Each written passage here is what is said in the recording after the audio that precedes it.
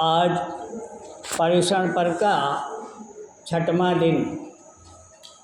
उत्तम संयम धर्म। कौन सा? उत्तम संयम धर्म। संयम जो होता है जीवन में अति आवश्यक है, क्योंकि बिना संयम के यह जीवन व्यर्थ है। और ये संयम जो है ये मनुष्य पर्याय में ही प्राप्त है। कहने का अभिप्राय मनुष्य पर्याय में भी संयम को धारण कर सकते हैं। त्रियंच गति में तो देखते हैं प्रत्यक्ष, गाय बैल भेड़ बकरी, देखो कितने कीड़े मकोड़े, वो क्या संयम पालेंगे।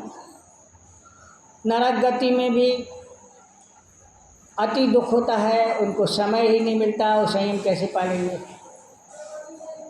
देवगति में उनको भी संयम नहीं होता, क्योंकि उन्हें विषय भोगों के 5 इंद्रिय के विषय भोगों में लगे रहते हैं।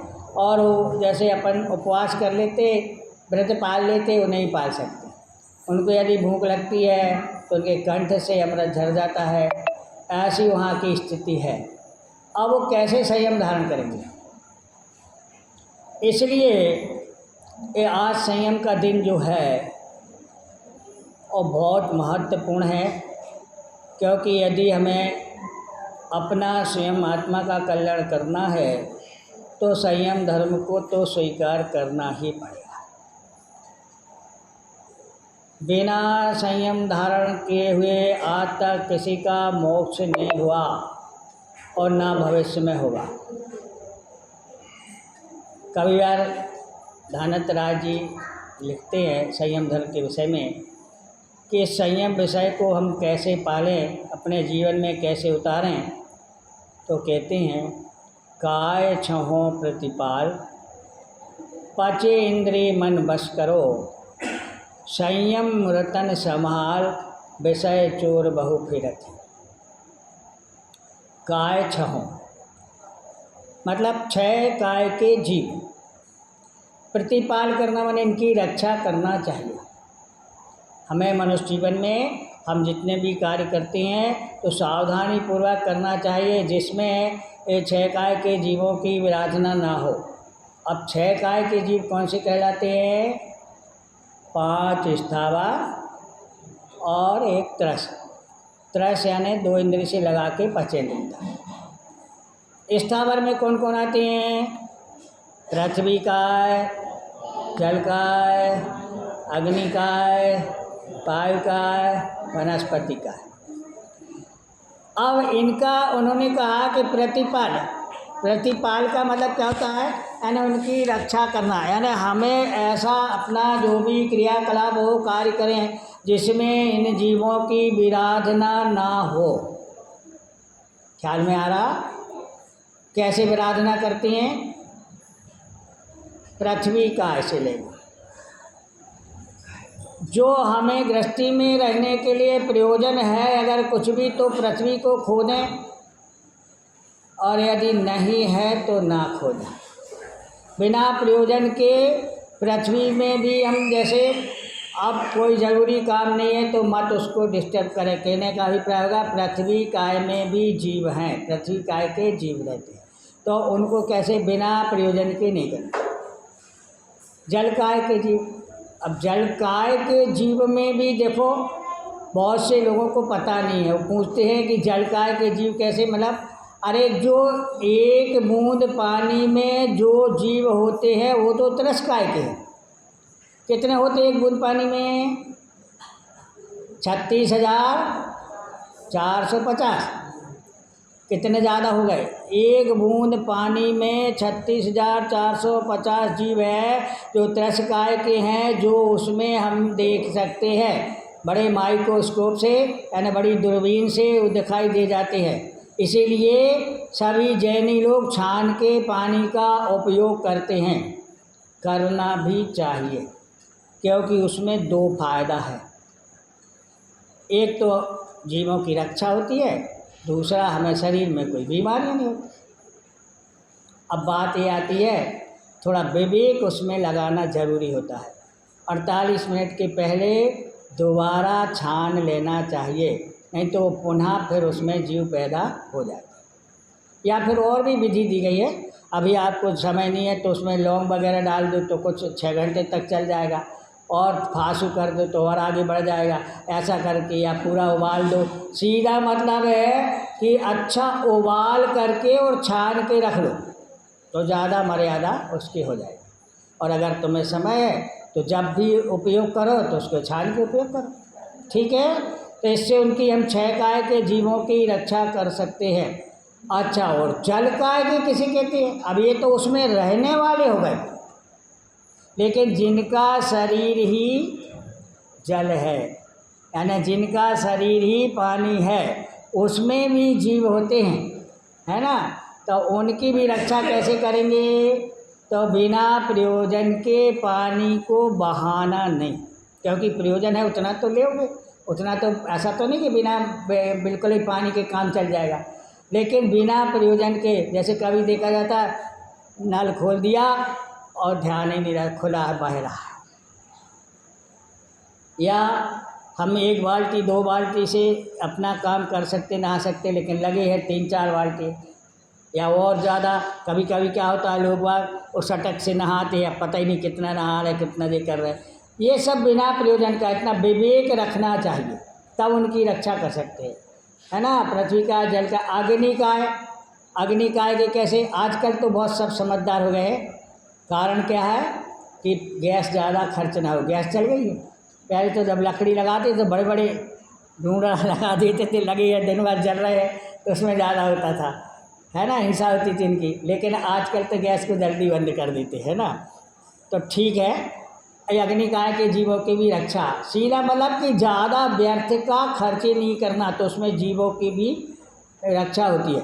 जल का, अग्नि का, और वायु का है। वायु का है माने जो वायु में, इस हवा में भी बहुत से जीव हैं, वो तो अलग हैं। जो एक इंद्री वाले निगोदिया जीव है, यहाँ भी ठसाठस भरे हुए हैं। कितने? गिनती नहीं है, अनंतों जीव, जिनका अभी तक वहाँ से निकलना भी नहीं हुआ है।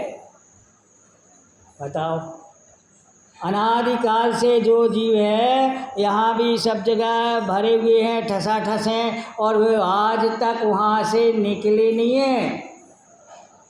धन्य तो हमारा भाग हम लोगों का कि जो हम निकल करके क्रम से यहाँ मनुष्य गति में आ गए, और इतना विवेक है। वे तो बेचारे निकल नहीं पाए, वे अलग हैं। और जो वायु में ही, यानी जिनका वायु ही शरीर है, उसमें जो जीव हैं वायु का एक के जीव, वे हैं। और उनकी रक्षा कैसे कर सकते? हम जब बैठे हैं, पंखा चलाना है, उतने समय तक चलाओ। अब मान लो लाइट गुल हो गई, हम उठ के घर चले गए, ध्यान भूल गए, पंखा का बटन चटकाइए, आ गई लाइट तो चल रहा, बेकार का। पाप लगेगा। किसको लगेगा? जिसने चलाया है। इसलिए जो भी बटन चटकाते हैं, जलाते हैं, उसको बराबर ध्यान रखो कि जब हम घर जाएं या यहाँ से हम उठें तो उसको बंद कर दें। ये छोटी छोटी सी बातों में और हम संयम का पालन कर सकते हैं। अगर इन पर ध्यान नहीं दिया तो संयम पालन नहीं हुआ, है ना।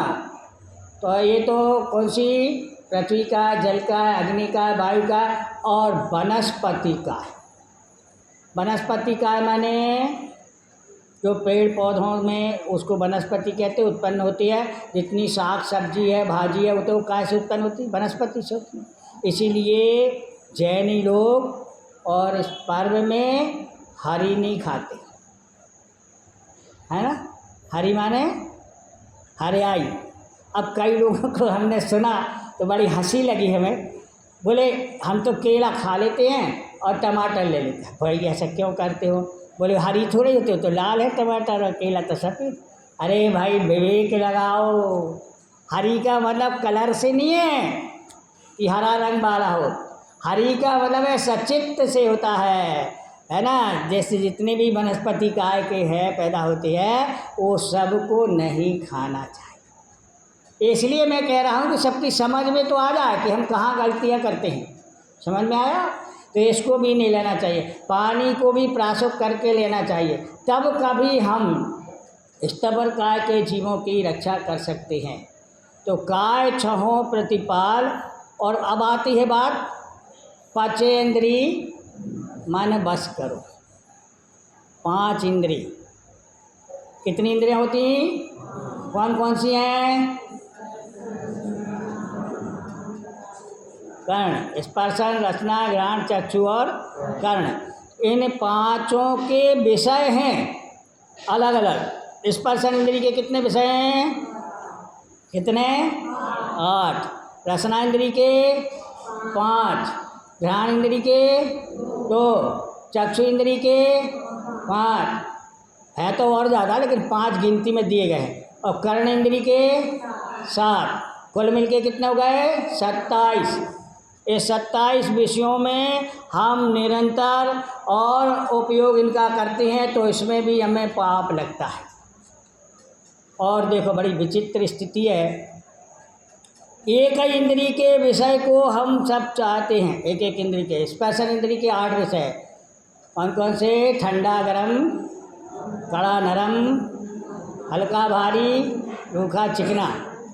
अब देखो इसका विश्लेषण अपन करते हैं। ठंडा गरम सबको पसंद है ना? कोई आता मेहमान तो अपन उससे पूछते क्यों भाई ठंडा चलेगा कि गरम चलेगा, है ना? मतलब उसको भी पसंद है, अपन को भी पसंद है। 5 इंद्री के विषयों की बात चले, स्पर्शन इंद्री का विषय चल रहा है। तो अब ठंडा है और गरम, ठीक है, समझ में आया? ठंडा माने कोल्ड ड्रिंक चलेगा, गर्मी का सीज़न है ये है, और गरम में मतलब चाय चलेगा, ठीक है, यही इतने से अपन मानते हैं। अब इसके आगे बढ़ते हैं। ठंडा गरम, कड़ा नरम, इसमें ज़रा दिक्कत होती समझ में। कड़ा कैसे पसंद है ना? नरम में तो ठीक है भाई, हलवा खा लो, मुलायम मुलायम, ये कर लो कर लो, पर कड़ा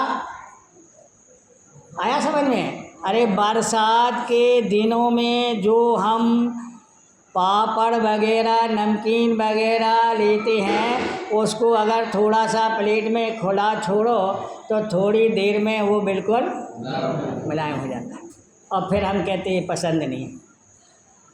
देखो एक एक इंद्री की पसंद देखो कितना अच्छा है। क्यों पसंद नहीं है? उसमें जितने से मसाला डाला सबसे तो बना है, पर क्या हो गया? मुलायम हो गया, तो कहते सेल आ गया है, मुलायम, पसंद नहीं है। कितने कितने विषयों में लिप्त हैं, ये हमारा मतलब है ना? तो कड़ा पसंद है और नरम तो पसंद है भाई। क्या है कि भाई अच्छा अच्छा नरम नरम होना चाहिए, है ना, इस प्रकार का। अब ठंडा गरम, कड़ा नरम, हल्का भारी। गर्मी का सीज़न होता है तो हम कहते हैं हल्के हल्के कपड़े पहनो, बिल्कुल पतले हों, हल्के हों, हरे हों, है ना, ये हमें पसंद रहती है। और ठंड का सीज़न हो तो मोटे पहनो, रजाई ओढ़ो, रजाई में 2-4 किलो रुई भी डालो, ये सब पसंद है ना? तो हल्का भारी। अब बात आती क्या कि रूखा और चिकना। सभी जगह आजकल एक फैशन चल गया है, मंदिरों में तो करते ही हैं, ठीक है, घरों में भी टाइल्स लगाने का फैशन क्यों चल गया? क्योंकि ये पसंद है सबको। भले उससे कुछ देखा जाता है कि कहीं पानी पड़ा हो और अपन जल्दी में हो, फिसल जाए तो हाथ पांव टूट जाए, वो अलग बात है, लेकिन क्या करोगे, उसको कोई नहीं देखता, है ना? तो चिकना पसंद है। अब चिकने में गिर जाते हैं, इसलिए सीढ़ियों पर या कहीं कहीं उसको खुरदरा कर दो, है ना, खुरदरे टाइल्स लगवा या ऐसे ऐसे लाइनें करके कहते वो भी पसंद। कहने का मतलब क्या आया? ये सब एक इंद्रिय के विषय हमें पसंद हैं, और इन एक इंद्रियों के विषय में ही यह जीव और लिप्त रहता है।